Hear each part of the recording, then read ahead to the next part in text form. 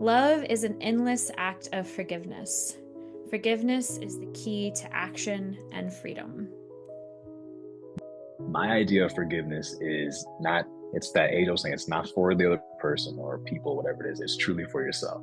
To forgive, to let go of whatever anger or feeling that you have that has been brought by somebody else or something else, letting it go and not attaching them to that thought, but like to really just like, all right, we're good. Do you agree with her quote?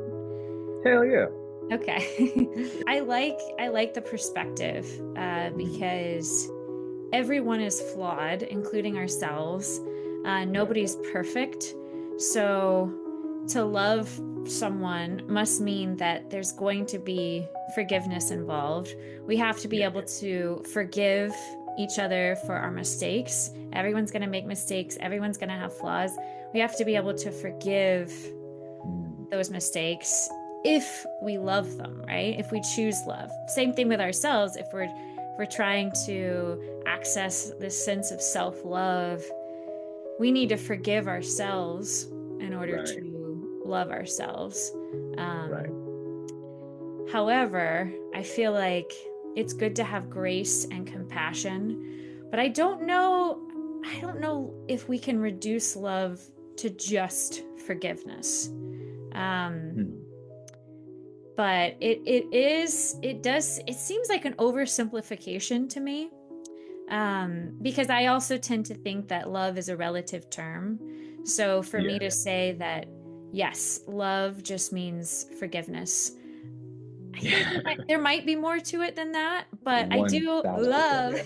I do love the idea of looking at love that way. I think it's a Yeah. beautiful way of looking at love.